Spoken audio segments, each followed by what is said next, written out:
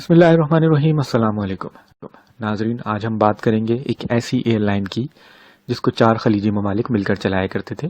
کس طرح یہ ایئر لائن وجود میں آئی، کس طرح یہ ایئر لائن ملٹی نیشنل سے نیشنل کیریئر بنی خاص ایک ملک کی، تو آج ہم اس ویڈیو میں یہ بات کریں گے۔ خوش آمدید۔ اگر آپ نے اس چینل کو سبسکرائب نہیں کیا ہے تو اس چینل کو سبسکرائب کریں، بیل کے آئیکن پہ کلک کریں تاکہ ہر نیو ویڈیو کی اپڈیٹس آپ کو مل جائیں۔ ویسے تو ناظرین، مڈل ایسٹ کی تمام ایئر لائنز بہترین اور اعلیٰ ایئر لائنز ہیں، لیکن آج ہم جس ایئر لائن کی بات کرنے والے ہیں وہ مڈل ایسٹ کی تاریخی اعلیٰ اور سب سے پرانی ایئر لائن ہے۔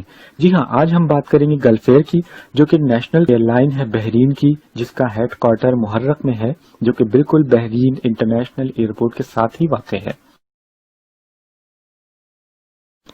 یہ ایئر لائن افریقہ، ایشیا اور یورپ کے 28 ممالک میں 50 سے زیادہ ڈیسٹینیشن کے لیے فلائٹ آپریشن چلاتی ہے۔ یہ ایک سابقہ ملٹی نیشنل ایئر لائن کہلاتی ہے، مطلب یہ کہ اس ایئر لائن کو 4 خلیجی ممالک مل کر چلایا کرتے تھے، جس میں بحرین، ابوظہبی، عمان اور قطر شامل تھے۔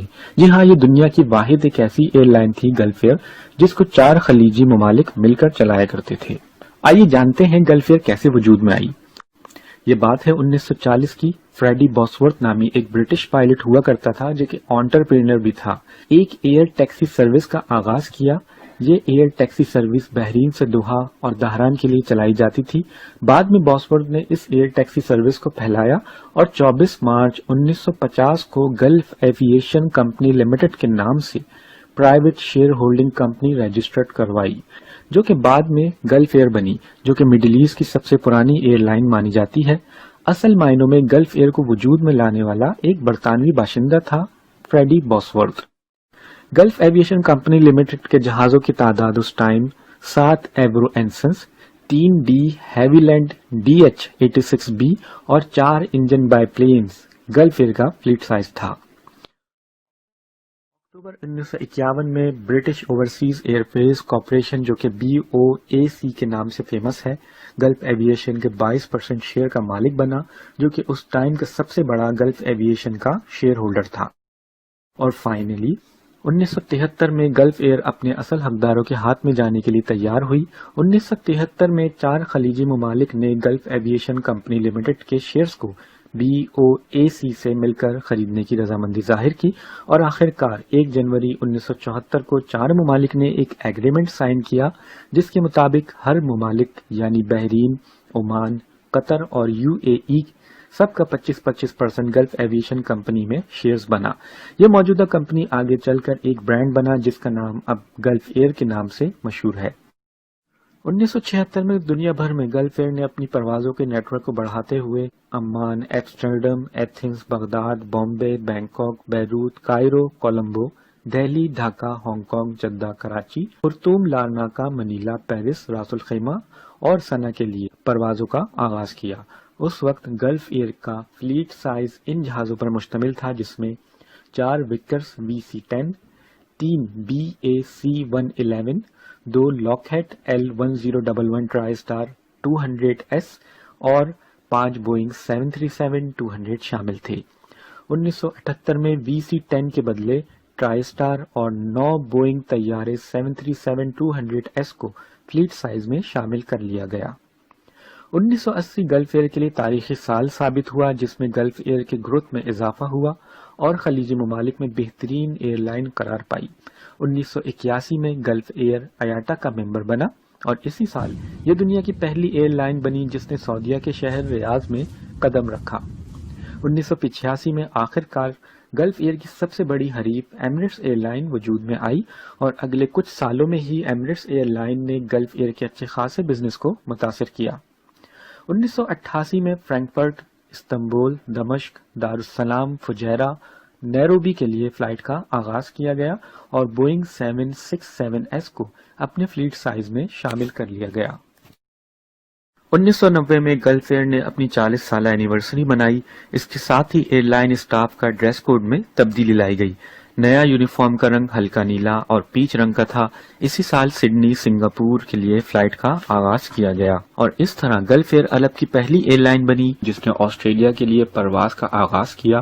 1992 میں عرب کی پہلی ایئر لائن بنی جس نے جونسبرگ میلبورن کے لیے فلائٹ کا آغاز کیا۔ 1993 میں ٹرینی پائلٹس کے لیے قطر میں فلائٹ سیمولیٹر کا افتتاح کیا۔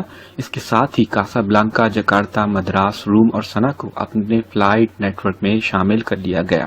مئی 1994 میں گلف ایئر نے ایئر بس کمپنی کا پہلا طیارہ A340-300 کو اپنے جہازی بیڑے میں شامل کیا۔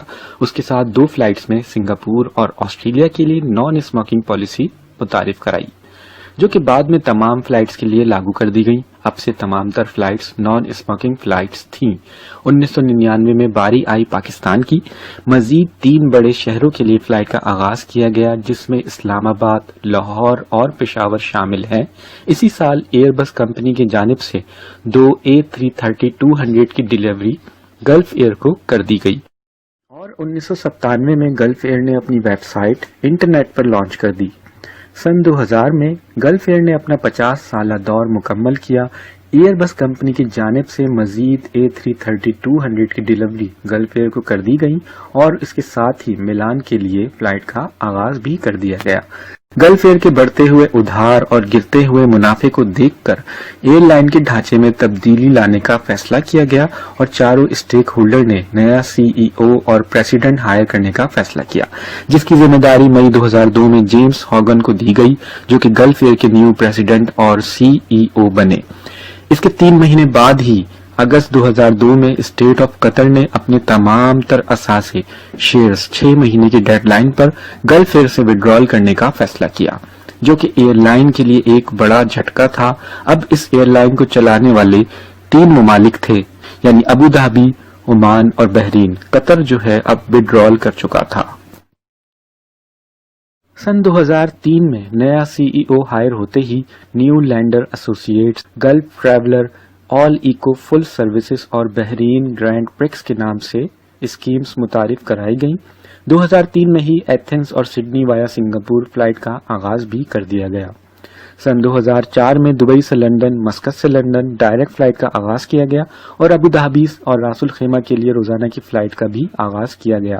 اسی سال ایئر لائن نے ریکارڈ قائم کیا جس کے مطابق 7.5 ملین پیسنجر نے گلف ایئر میں 2004 میں سفر طے کیا۔ نئے CEO کی محنت اور ٹیم ورک سے ایک بار پھر ایئر لائن پہلے کی طرح پروفٹ میں آ گئی۔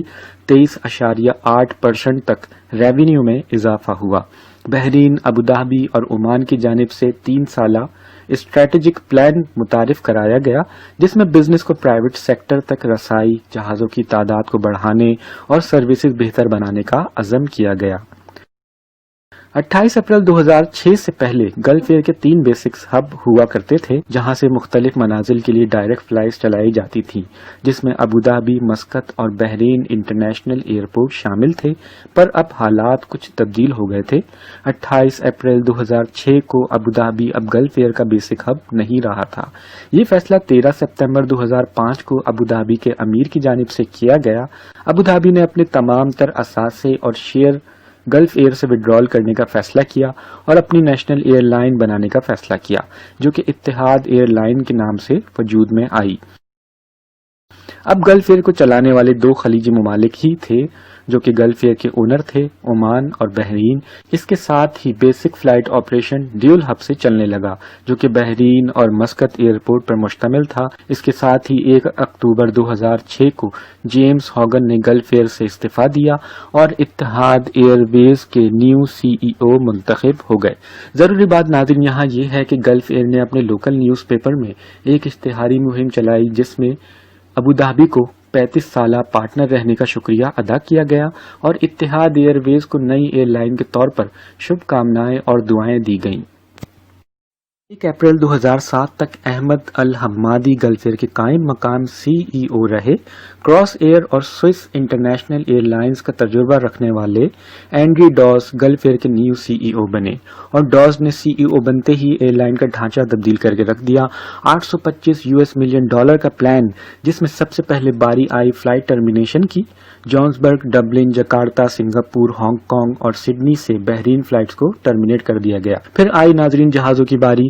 تمام بوئنگ 767S اور ایئر بس ماڈل کے A340-300S کو گلف ایئر کے فلیٹ سائز سے نکالنے کا فیصلہ کیا گیا اور ایئر بس A321 ماڈل کے اور ایئر بس A330-300 ماڈل کے طیارے 2007 میں ہی فلیٹ سائز میں شامل کر لیے گئے۔ پھر آئی ناظرین ان امپلائمنٹ کی باری۔ پرفارمنس کی بیس پر گلف ایئر کے نئے CEO نے 500 سے زیادہ امپلائیز کو آدھے مہینے میں ہی نئی جاب سرچ کرنے پر مجبور کر دیا، جس کی وجہ سے 500 افراد کی طاقت گلف ایئر کھو چکی تھی۔ اور آخرکار وہ دن آ گیا 5 مئی 2007 جب بحرینی سرکار نے کھل کر اعلان کر دیا کہ گلف ایئر اب صرف بحرین کی نیشنل کیریئر ہے، اب صرف بحرین ہی گلف ایئر کا اکلوتا مالک ہے۔ اس ایئر لائن کا جوائنٹ اونر عمان، جس نے 6 مہینے کی ڈیڈ لائن پر تمام تر اثاثے اور شیئرز وڈرال کرنے کا فیصلہ کر لیا تھا۔ اینڈری جوز، جس نے آتے ہی ایئر لائن کا ڈھانچہ تبدیل کر کے رکھ دیا تھا، 23 جولائی 2007 کو ریزائن کر دیا، جس کی جگہ جان ناف نے 6 نومبر 2007 کو لی۔ اسی دن بحرین اب گلف ایئر کا اکیلا مالک تھا۔ اسی دن ہی لندن ہیتھرو ایئرپورٹ کے لیے روزانہ کی نان اسٹاپ فلائٹ کا آغاز بھی کر دیا گیا۔ مارچ 2009 میں گلف ایئر نے جیٹ ایئر ویز کے ساتھ بوئنگ 777-300 کو لیز پر حاصل کرنے کا 42 مہینوں کا ایگریمنٹ سائن کیا، پر کچھ وجوہات کی بنا پر تمام طیارے ستمبر میں ہی جیٹ ایئر ویز کو واپس کر دیے گئے۔ اس کے بعد کئی CEO چینج ہوئے، ایئر لائن کے ڈریس کوڈ میں بھی تبدیلیاں دیکھنے میں آئیں، ایئر لائن کے لوگوز میں بھی تبدیلیاں دیکھنے میں آئیں۔ 2016 بحرین ایئر شو میں گلف ایئر نے A321 نیو ماڈل کے 17 طیارے اور A320 نیو ماڈل کے 12 جہازوں کا آرڈر دیا، جس کی ڈیلیوری گلف ایئر کو جون 2018 میں کر دی گئی۔ اس کے علاوہ مزید 16 بوئنگ 7879 اور 7878 بھی گلف ایئر کے فلیٹ سائز میں شامل ہے۔ تو ناظرین، ہم نے آج گلف ایئر کی مختصر سی ہسٹری جانی کہ کس طرح یہ ایئر لائن 4 خلیجی ممالک مل کر چلایا کرتے تھے، کس طرح یہ ایئر لائن اپنے اصل حقدار بحرین کے ہاتھ میں آئی۔ امید ہے آپ کو یہ ویڈیو پسند آئی ہوگی۔ اس چینل کو سبسکرائب کریں، ویڈیو کو لائک کریں، شیئر کریں۔ اپنا خیال رکھیے گا۔ اللہ حافظ۔